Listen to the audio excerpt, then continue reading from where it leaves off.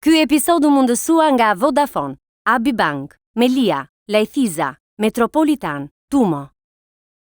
Një nga gjërat që dua të bëj në këtë platformë është të takoj të rinjt, të cilët janë rritur në mes të mirave, dhe zgjedhin në një moment të dalin nga vatha dhe të bëjnë punën e tyre, të bëjnë jetën e tyre, ta gjejnë veten në sipërmarrjet e tyre personale. I tillë është Brendi Hoti, i cili mund të ishte shumë mirë dhe duke ngarë një Porsche në Monte Carlo sot, jo duke folur me mua në podcast, duke shijuar paratë e mamit dhe të babit, por ka zgjedhur në fakt që të jetë më i pavarur, pavarësia është e bukur Brendi, apo jo?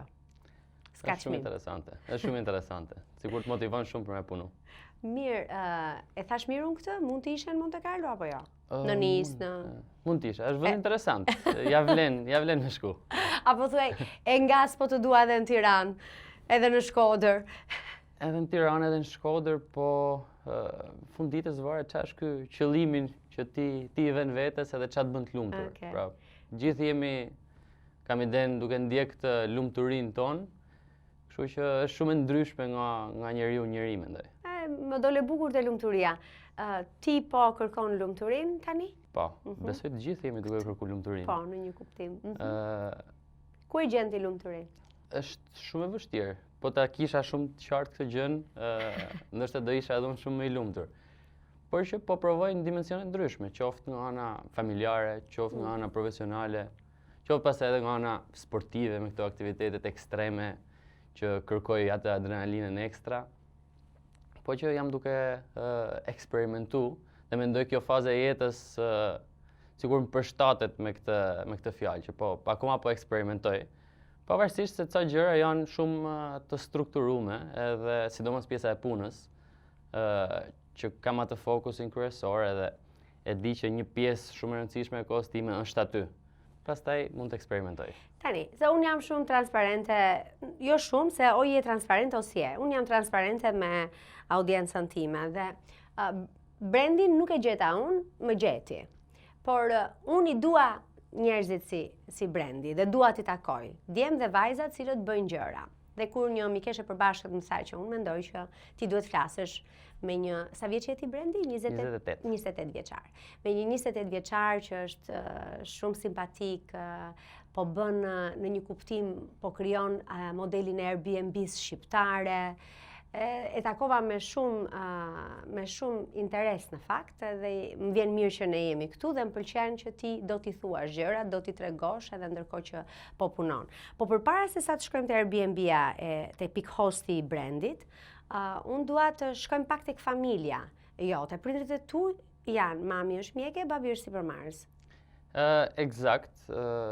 Edhe mami është mjek edhe babai është mjek. Pa çka se babai pastaj zgjodhi të merret me farmaceutik, me menaxhim, dhe së fundmi bëri një ndryshim karriere që na surprizoi. Por ndërkohë mamaja vazhdon është mjeke, punon në QSUT, jep dhe mësim, është pedagoge tek Universiteti i Mjekësisë. Çfarë kanë mësuar ty prindrit? Shumë. Domethënë, unë jam rritë me 4 gjysha, që ndjej veten shumë e fat edhe më kanë ndikuar shumë te kush është Brendi sot. Sidomos pjesa e dëmshurisë për njerëzit, e mirënjohjes, e komunikimit, e dashurisë për gjithë njerëzit, jo vetëm për familjen, dhe ndihem realisht shumë e fat për këtë pjesë. Kurse te pjesa e prindërve është një shprehje interesante që thot ndryshimi është qëndrueshmëri. Dhe sikur sot kjo shprehje vlerësohet edhe kuptohet më tepër. Më flas në aspektin më makro. Duke qenë se nuk mund të jesh më as në një profesion, po as në një biznes, ti thua, ok, jam i suksesshëm sot edhe nuk dua të zhvillohem më, nuk dua të ndryshoj më. Gjithkohon duhet jemi, ok, çfarë është një shërbim ekstra që mund të shtojmë, çfarë është diçka ekstra që mund të mësoj, çfarë mund t'i ofroj, po themi klientëve, pacientëve, miqve të mi më tepër. Dhe kjo është vetëm mënyrë për më zhvillu dhe me kalu te hapi tjetër. Dhe mendoj këtë ma kanë mësuar shumë mirë prindrit e mi. Kam rastin si me mëje, që pavarësisht se ka shumë kohë në punën e vet, ka arritur titullin profesoresh, që kam iden shumë të fushës e din që është goxha arritje e vështirë, por akoma vazhdon bën një master, një studim, një specializim ekstra për diçka tjetër. Pra këto janë të gjëra që realisht më kanë mësu për me kërku gjithmonë më tepër edhe me shty veten. Po, se në fakt njeriu mëson më shumë me forcën e shembullit se sa me fjalët që dëgjon. Nëse e sheh diçka, e përfiton në një kuptim. Ti ke studiuar në Angli, ke patur një eksperiencë, ke shkuar në Kanada. Çfarë ke kërkuar ti në Kanada? Unë nuk e di në të ftohtin e Torontos, po çfarë të ka kuriozuar që shkova atje pas studimeve? Në fakt historia është interesante. Unë kam qenë në Kanada që në kohën e gjimnazit, kam qenë 2 herë, 2 faza të jetës time i kam kaluar atje në periudhën e gjimnazit dhe shkova me idenë që do shkoj, do jetoj, do bëj gjimnazin atje dhe pastaj do bëj dhe universitetin në Kanada. Por kuptova që nuk u përshtata ashtu siç doja. Edhe vendosa, okay, do kthehem në Europë, pastaj vazhdova eksperiencën time në Austri, në Angli. Dhe pasi u diplomova nga shkolla në Angli, thash, okay, doja të sfidoja veten e të kuptoja pse nuk më funksionoi herën e parë, ç'a ishte problemi tek unë, edhe isha fiks në atë moshën 22 vjeç besoj. Dhe thash, po ndjek një opsion për të punuar në Kanada.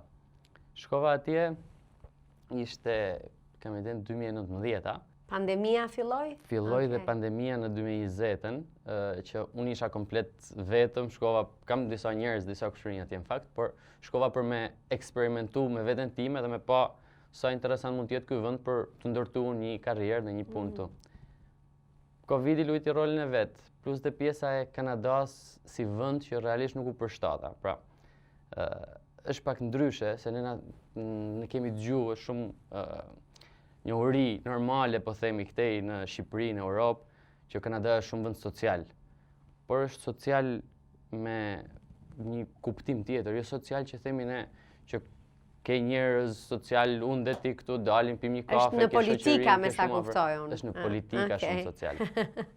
Pra, po pse çfarë donte përthypje që të mungonte kjo sociale, apo njerëzit janë të ftohtë apo si? Njerëzit nuk është se janë të ftohtë, po je shumë larg çdo njeriu që ti njeh, pavarësisht edhe nëse ti ke një komunitet atje, komuniteti është shumë ndryshe, nuk ka njerëz që, domethënë, nëse një person shkon dhe shpërngulet atje, ndoshta mund t'i bëjë nder brezit të dytë apo të tretë, po jo vetes vet dhe jo familjes vet direkt.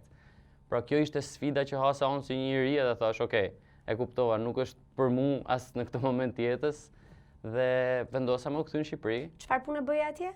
Atje në financë, punoja në një kompani goxha të madhe, rreth 500 veta staf, dhe punoja në financë, në departamentin e financë, në accounting, pra ishte punë fillestare, entry level që i them. Llogaritar. Tip llogaritar, eksakt. Po të pëlqente puna? Jo, po si eksperiencë e parë ishte interesante se kisha një shef, pra për herë të parë nuk duhet të jepja llogari profesorit ose prindërve. Pavarësisht se kam pasur një eksperiencë tjetër në Kanada që kam punuar atje, në Londër, më fal, që kam punuar para kësaj, po ishte më e lehtë, më startup, ishte një ndjesi, mund të komunikote më kollaj me njerëzit. Kurse këtu kishte barriera, ishte kompani e mirëfillt, ishte korporat.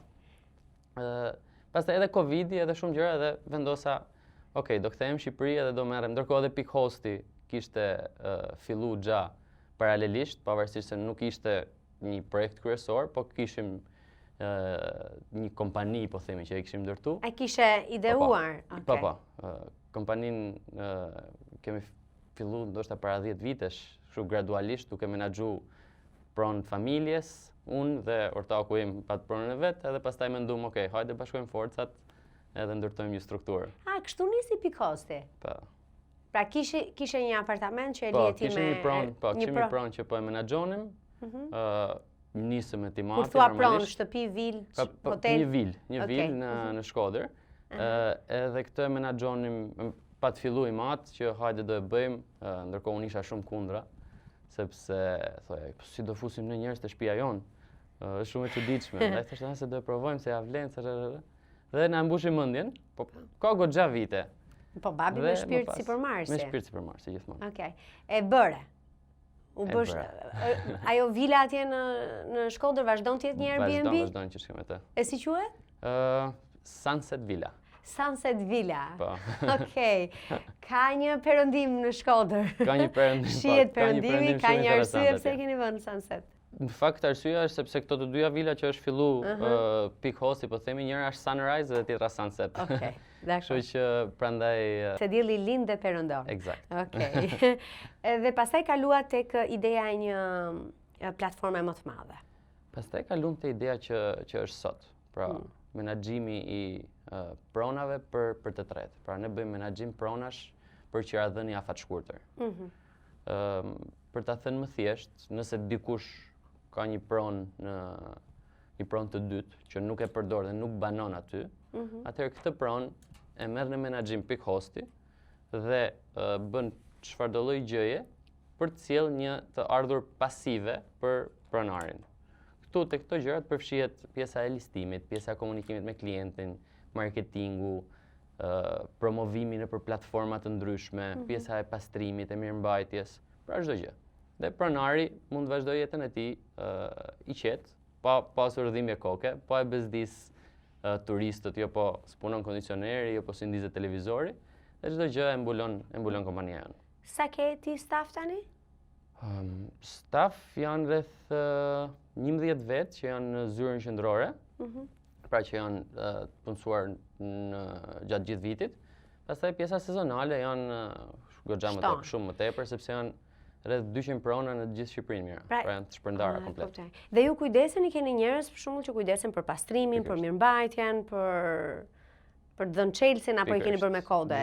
Keni zgjidhur sa gjëra? Ne atëherë si Peak Host ne jemi pioner të industrisë, nëse mund ta them. Pra, okej, si koncept ekzistonte jashtë, por në Shqipëri Peak Hosti e solli dhe e zhvilloi i pari me gjithë mundësinë, me gjithë kuriozitetin edhe energjinë që kishim ne, edhe besoj vazhdojmë kemi.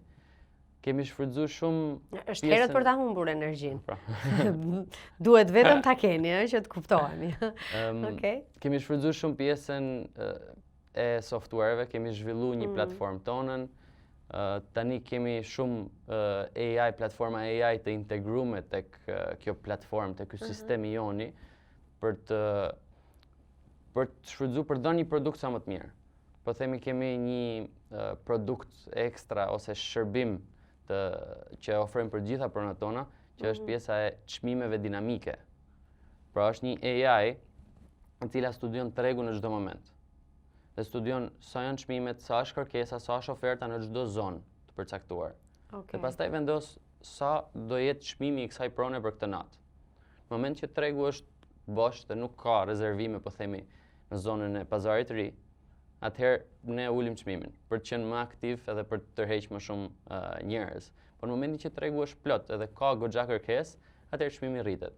Po ama sa rritet? Se bëni me inteligjencën artificiale ju, e keni është software juaj që u jep të dhënat në kohë reale. Kemi investuar tepër shumë te kjo gjë, por që po, kështu funksionon. Okej, ka nevojë për pak mbikëqyrje patjetër, po. Nga dikush i stafit ton, por që kjo ndodh pjesa më e madhe e punës bëhet automatikisht. AI. Pra, punën e sa njerëzve mbulon kjo? 4 vetë, të sapo do të thoya. 4 ose 5 persona. Duhet të jenë nëse ne kemi 200 prona, duhet të jenë 4 ose 5 vetë që duhet të merren vetëm me çmimet. Tani merret vetëm një person. Po, interesante shumë. Kështu që keni shpenzuar, keni investuar në një moment, por i merrni ato në afatgjat, kthehen mbrapsht, sepse ato tek e fundit do të ishin. Ka dhe vlerën tjetër që është edhe më saktë. Pra sepse ne mund të bëjmë shumë gabime në kalkulime, në llogari, një formulë Excel është ajo. Kurse është një sistem i mirë ndërtuar që nuk të lën me gabu. Unë e di që çmimet i vendos sigurisht kërkesa. Ka sezonet ndryshojnë, një shtëpi në jug nuk kushton njësoj në maj, as në qershor, as në korrik, as në gusht apo në shtator. Pra të gjitha ndryshojnë. Megjithatë, a është një treg brendi me rregullat e qarta, sepse për shembull, rastësisht nuk e di pse më shfaq, ndoshta nga që u takuam bashkë dhe folëm për Airbnb-t edhe për hotelet edhe për algoritmet, sepse nuk ja fusin kot, ky na përgjon më duket. Mua më shfaqën shumë real estate në algoritmin tim dhe ishte një huaj që nuk e kuptova nëse po tallej, po e përqeshte hotelin në cilin kishte qëndruar me 20 euro në Shqipëri. Ishte një hotel me Versace, me gjëra të çuditshme, apo nëse kjo po i pëlqente. Këtë sarita do ta kuptoj se kalimthi e pash, por ama më bëri përshtypje që ekziston një hotel me 20 euro nata. Është e drejtë. Tregu nuk është i rregullum hiç. Pra, unë mundem sot me listu një pronë edhe me i bu një çmim që më shkon mendja mua dhe ai del në treg atje. Dhe në fund ditës ky produkt prezanton edhe Shqipërinë tek një grup turistësh që do e zgjedhin këtë pronë. Që nuk është gjëja ideale për Shqipërinë apo për prezantimin që duam ne me arrit. Për momentin është komplet i parregullum. Ne në fakt kemi kriju shoqatën për menaxhimin e pronave me qiradhënie afatshkurtër, quhet AVRA, Albanian Vacation Rental Association. Unë jam zgjedhur si president edhe po mundohemi shumë që të organizojmë dhe ta strukturojmë si treg. Sepse është një e ardhur shumë e madhe për Shqipërinë. Sipas datave, sipas informacionit që kemi, janë rreth 400 milion euro të ardhura për qiradhëniet afatshkurtër në Shqipëri në vit. Që është një vlerë e konsiderueshme, sidomos për një vend si Shqipëria. Dhe ne pretendojmë që ta organizojmë dhe ta strukturojmë, sepse asnjëri nga operatorët ose nga lojtarët që janë treg nuk funksionon njësoj si tjetri. Te pjesa e deklarimeve, organizimeve, kontratave, pra janë shumë gjëra, shumë hallka që ne po mundohemi ti sistemojmë. Është, po themi, dhe më e thjeshta ose më kryesore është taksa për shtrat, për natë. Pra është komplet zonë gri. Pra dikush e pagun, dikush se pagun. Por shumica, 95%, mos me thënë 99% e personave e këtyre pronave që jepen me qira nuk e paguajnë këtë taksën për shtrat. Që gjitha këto janë të ardhura shumë të thjeshta edhe shumë të qarta për shtetin.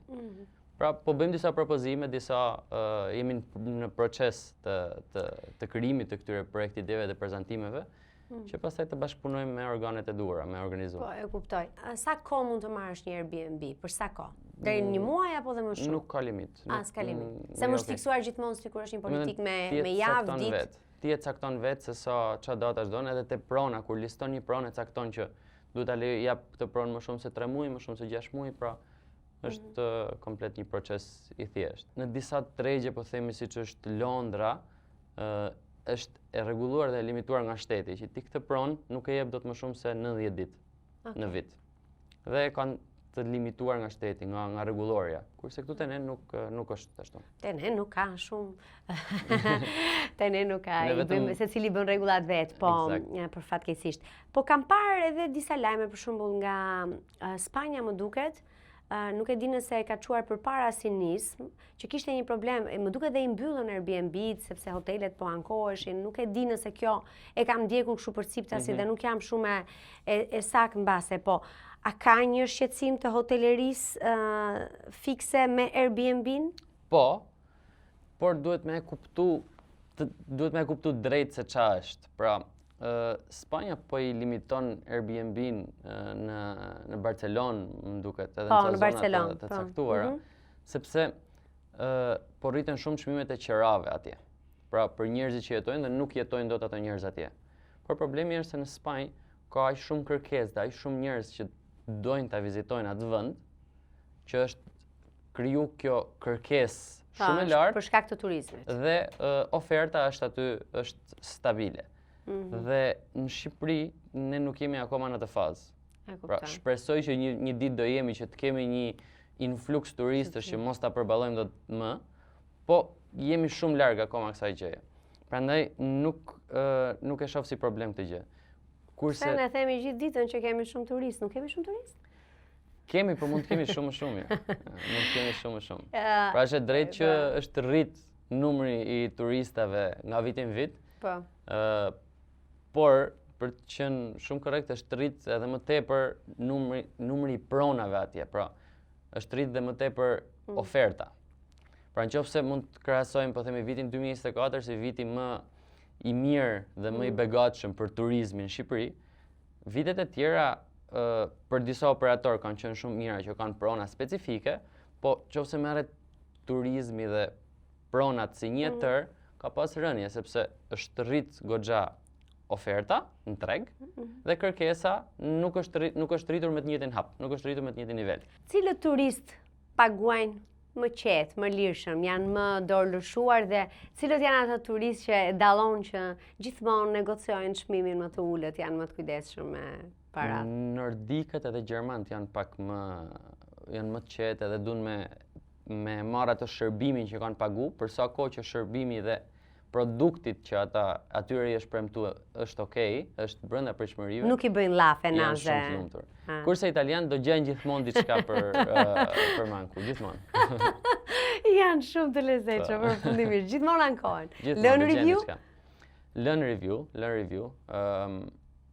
Jo, e kisha për italianët, lën review kështu kritike. Lën review kritike dhe e gjithë sfida jonë është me arrit te pika që mos me na lën review, sepse në fund ditës kështu matet puna jonë tek pronari i shtëpisë, edhe tek mysafir që do rezervojnë këtë shtëpi në të ardhmen.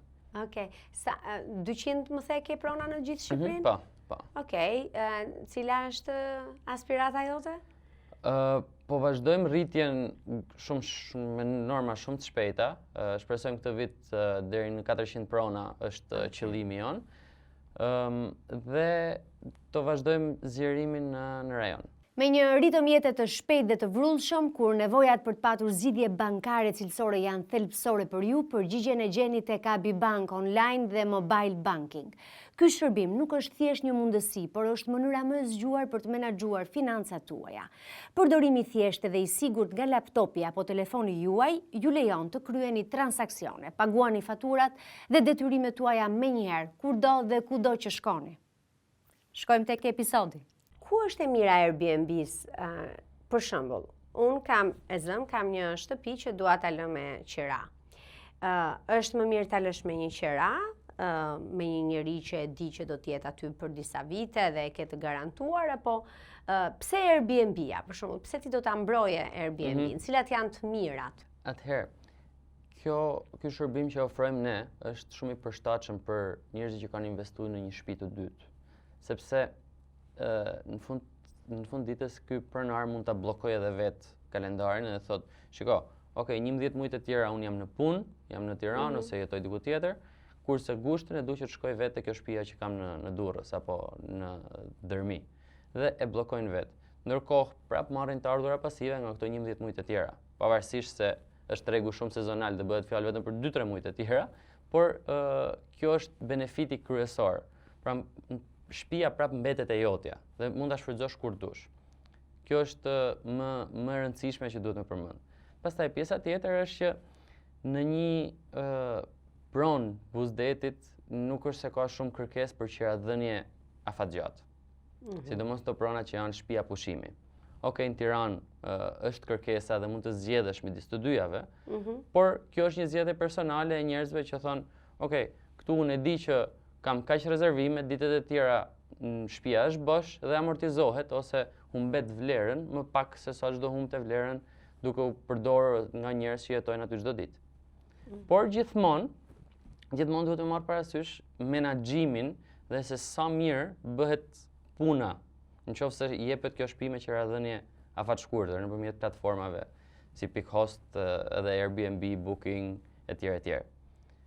Pra nëse i besohet puna realisht një profesionisti, atëherë ja vlen shumë. Të duket ndoshta edhe sikur ende shtëpia është e jotja, sikur s'ta ka marrë dikush, nëse ke dëshirë pikërisht ta përdorësh dhe vetë për të pritur miq ose ke një ndjesi sikur ke kontroll mbi shtëpinë tënde. Nuk është dikush tjetër i zoti asaj shtëpie. Eksakt, në fund të ditës e di që dikush po ta menaxhon këtë shtëpinë. Ke ca njerëz që shkojnë atje në disa ditë caktuar që ti i sheh, sepse ne japim akses gjithë pronarsve tek platforma jonë. Pra mund të shohin kalendarin, mund të shohin inboxin, komunikimin, të ardhurat financiare, pra është e gjitha Çdo gjë është transparente edhe tek platforma juaj, si dhe imja. Eksakt. Çdo gjë është transparente, kështu që njerëzit e vlerësojnë këtë pjesë. Okej, më pëlqen ideja Airbnb-s edhe siç thot Warren Buffett, sepse ti vjen nga financa dhe besoj e di shprehjen e tij të famshme, nëse nuk pikojnë para ndërsa ti po flen, nuk e asgjë në vi. Eksakt. Kështu që të presim te grupi i pronarëve të pikostit shumë shpejt. Duhet të bëhem me shtëpinë e dytë që këtë shtëpizën që kam ta shndroja në një Airbnb, do të ishte shumë e suksesshme. Se e kam shumë simpatike shtëpizën time. Po, ja do ta mendoj, do shikoj ofertat më të mira. Gjithmonë. Po, patjetër, me njëri tjetrin do t'i ndajmë gjërat, kështu që ti vjen tek unë, unë vi tek ti. Si e mësuar ti me paran? Si e rritur ti me idenë e paras? Cila ka qenë filozofia në shtëpinë tuaj edhe që e ke brendësuar dhe ti? Çfarë raporti ke ti me para? Jam goxha i kujdesshëm. Si të gjithë të pasurit. Por nuk e kam domethënë nuk është problemi kryesor ose zgjidhja e problemeve të mia. Gjithmonë bënim humor me timat që nëse të zgjidh me lek, mos ma thuj hiç, se kjo është një problem që në mos sot, nesër, në të ardhmen do zgjidhet. E bukur. Kështu që nuk normalisht duhet me i dhënë fokusin kryesor, normalisht duhet me pas sa buxhete te koka jote që sa kushton kjo gjëja, sa lek më duhen për të jetuar, sa lek më duhen për të mbyll muajin apo vitin. Është shumë e rëndësishme. Por që këto janë gjëra bazike dhe besoj duhet t'i bëjmë ose i bëjmë gjithë. Tek pjesa e shpenzimeve unë jam shumë i kujdesshëm sepse nuk më ka pëlqyer kurrë kjo po themi me budget me një Porsche. Nuk jam shumë i apasionuar mbas makinave. Okej, kam pasione, po themi sporte si skit apo sporte me motora, por nuk më ka definuar asnjëherë ose as nuk më ka pengu, po as nuk më ka leju... As të ka definuar, s'ka përcaktuar vizat të ty si njeri.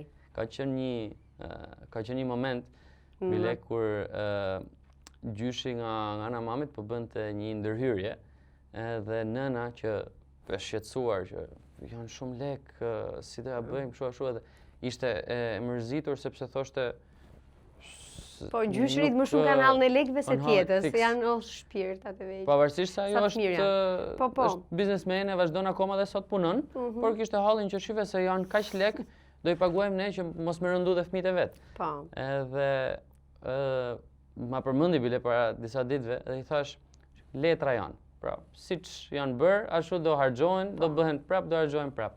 Kështu që kjo është marrëdhënia ime me lekun. Nuk e vlerësoj më shumë se ç'duhet, po edhe jam shumë i kujdesshëm. E vlerësoj edhe unë si përgjigje, më pëlqeu. Kur u takuam më the që ti nuk e ke lexuar librin tim, po e ke dëgjuar ekon për të. Edhe më the që nuk të është dhënë vetëm ty një mundësi e dytë, por dhe mua. Sepse ti ke pasion skit. Dhe më herët ke përfaqësuar dhe Shqipërinë në kampionate skish. Pra, ti je një skiator. Okej, ne nuk kemi tamam një sport, nuk e kemi sport solid, edhe kur duam kemi marrë dhe borxh, më duket. Por e di që ke patur dhe më tregove që ke patur një aksident shumë të rëndë dhe të zhdon vërtet një mundësi e dytë. Pra ka qenë një ngjarje e madhe ringritja, rikthimi yt. Ke rrezikuar seriozisht të ecësh, të ngrihesh në këmbë. Me skit ka filluar një eksperiencë dhe një lidhje shumë e fortë që kur kam qenë fëmijë. Më pat mësu babi dhe ishte një sport që e bënim familjarisht, por ishte, mund të them, i vetmi sport që ishim me gjithë familja edhe kështu nisi edhe pasioni për skit. Kam pas përfaqësuar dhe Shqipërinë më i vogël, normalisht thjesht ishte përfaqësim thjesht për të qenë atje dhe për të ngritë flamurin shqiptar, sepse normal nuk jemi akoma në fazën që të konkurrojmë me një skiator italian apo kanadez apo amerikan. Duke qenë se s'është se ka facilitete, s'kemi male aq të larta, s'kemi një resort në Shqipëri. Por pastaj kam vazhduar dhe kam bërë në mënyrë amatore për shef, është një nga pasionet e mia më të mëdha. Për sa i përket aksidentit, ka qenë para 2 vitesh, fiks në janarin e 24-ës. Isha për ski me disa miqtë e mi dhe nuk isha në mendësinë e duhur, po themi. Kisha ndoshta shumë peshë, qoftë nga puna, qoftë nga disa situata të tjera dhe isha i rënduar emocionalisht. Kështu që kjo më bëri që mos të jem shumë në prezent edhe mos të isha shumë i kujdesshëm. Ndodhi një aksident ku dëmtova shtullën kurrizore. Në fakt thyva 2 vertebra. Që rrezikoj të prekeshin shumë nervat. Pata një fat përgjatë gjithë këtij aksidenti dhe më vonë, pata një fat shumë të madh, mdeshi Zoti fort dhe jam në fazën ku jam sot. Normalisht është do shumë punë, shumë luftë me veten, luftë me çdo gjë, me çdo njeri, sepse vjen një moment që ti thu e ka fajin kjo drita, nuk e ka fajin brendi ose nuk e ka fajin ky rast specifik, por tani kam arrit në pikën që jam nuk mund të them të 100%, po jam 99% aty ku kam qenë, ndoshta edhe më mirë, dhe jam shumë mirënjohës mira, sepse kam qenë rreth 2 muaj në spital. Pra në fillim isha te spitali ku operova, pastaj kalova në një spital tjetër për rehabilitim, dhe përmirësimi ka ardhur shumë gradualisht. Pra në momentin që erdha në Shqipëri, prap sa kisha heq patericat edhe me zor u përshtata. Unë akoma dhe sot vazhdoj të shkoj në fizioterapi çdo ditë që jam në Tiranë. Pra, okej, nuk është thjesht fizioterapi, tani është kthy më shumë si stërvitje ose si palestër, por që vazhdoj sepse duhet për me e ndërtu pak më mirë Dhe mirë bën. strukturën, po themi, rreth kolonës. Çfarë ndodh në Tiranën e mbrëmjes? I pyes ato moshatarët si ti, brezin tuaj. Është e bukur rinia? Në kohën time shumë e bukur ka qenë Tirana dhe rinia, nuk e di çfarë ndodh tani. Jeni të kënaqur? Është e bukur. Unë kam edhe këtë mundësinë edhe luksin edhe dashurinë për këto sportet natyrë, për këto ekstremet. Vazhdon për ski? Vazhdon. Po shumë mirë. Që ç'kem atë. Që ç'kem. Ja do ta shpjegoj. Dhe fundjavat zakonisht lëviz. Pra, sepse shumë ankojnë që është e njëjta gjë si gjatë javës, si në fundjavë, të njëjtit njerëz, i njëjti lokal. Po, duke qenë se nëpër fundjavë lëviz, ndjek këto sporte, këto aktivitetet e mia, qoftë shkojnë në Shkodër për të takuar gjyshrit, pra bëj diçka më ndryshe edhe nuk jam te ky grup i njerëzve që thonë më shmërzit Tirana.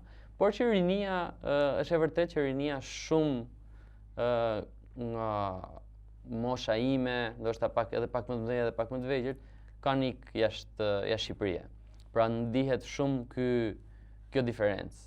Më mend kur ishim në periudhën pas Covidit, që gjithë bota ishte akoma kështu si gjysmë e mbyllur, dhe në Shqipëri ti mund dilje, mund shkojnë në plazh, dhe ishte momenti më i bukur realisht për jetën e natës. Se ishin të gjithë këtu. Se ishin të gjithë këtu. Ishin realisht gjithë këtu. Kurse tani nuk ka mjaftueshëm njerëz. Pra, ke shumë vende, shumë lokale, shumë bare që janë gjysmë bosh. Dhe të vjen keq për sa i përket jetës natës, po këtë gjë e vujnë gjithë bizneset. Ti gjithmonë do zgjidhje të jetojë në Shqipëri? Shiko, nuk mund ta marrësh si të mirëqen, se duhet gjithmonë të shohësh ç'a janë letrat e tjera që ke në dorë. Por po, më pëlqen Shqipëria. Ku është e mira e Shqipërisë për ty? Jemi një vend social, goxha social.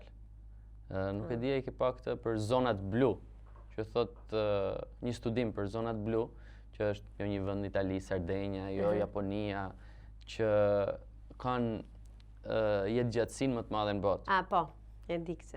Dhe studimi i thotë që shpjegon vetëm jeta sociale. Po. Pra ka një jetë sociale shumë të shëndetshme. Është dhe Qipro këtu, Po. te ky grupi, po. Eksakt. Ka një jetë sociale shumë të shëndetshme. Dhe në krahasim me çdo vend tjetër që emigrojmë ne si shqiptar, nuk është më mirë se sa këtu. Po, është shumë robotike në fakt edhe përgjigjja gjithmonë është e dashuria. Te dashuria në kuptimin e çdo gjëje, te ai komunikimi, te jeta sociale, te afërsia që ne kemi dhe lehtësia për t'i bërë gjërat, për t'u takuar. Kjo është një gjë shumë e bukur, por nga ana tjetër, në vend që njerëzit ta vlerësojnë dhe të kenë mundësi që të rriten dhe të zhvillohen vendin e tyre, ti thuaj që të rinë, shokët e tua, shoqet e tua po ikin. Dhe kjo është e trisht, jo për fajin e tyre, po për pamundësinë që kanë për të gjetur veten në një punë edhe për shkak të atyre politikave sociale të Kanadas, që ne jemi social, po s'kemi politika sociale shumë. Edhe kanë shumë të drejtë, por është gjithmonë një bast që ti po vën me këtë vendim që merr. Pra, unë kam vënë një bast të Shqipëria, kam vënë një bast që disa gjëra këtu do rregullohen, dhe po bëj maksimumin tim për me suportu të rregullimi këtyre gjërave. Shumë mirë. Dhe më vjen mirë që një 28 vjeçar, Brendi Hoti, thotë që unë e dua Tiranën, e dua Shqipërinë edhe Shkodrën në fundjavë të gjyshrit, dhe vendos që dhe më pëlqen dhe jam shumë e lumtur sepse gjëra do të bëhen nga njerëzit në fakt. Thellë, ne kujtojmë se është dikush tjetër që i ka dorë fatet tona dhe gjithmonë ja veshim politikës apo sigurisht, po jemi ne që i lëm apo nuk i lëm. Pra njerëzit në vetvete, secili duke dhënë atë kontributin e vet, edhe unë kështu e shoh, edhe këtë platformë që t'i jap zë brezit tënd, dhe duhet t'i japim zë dhe hapësirë njëri tjetrit. Kur ka diçka për të thënë, kështu që unë të uroj shumë suksesa. Edhe me Pikhostin, 400 edhe 4 milion u bëfshin. Pronat po shtohen dhe pallate dhe kulla ka me shumicë në Tiranë dhe rezidenca kudo nëpër Shqipëri, po mirë është të kenë dritat ndezur. Të ndizen dhe dritat. Ky episod u mundësua nga Vodafone, Abi Bank, Melia, Lajthiza, Metropolitan, Tumo.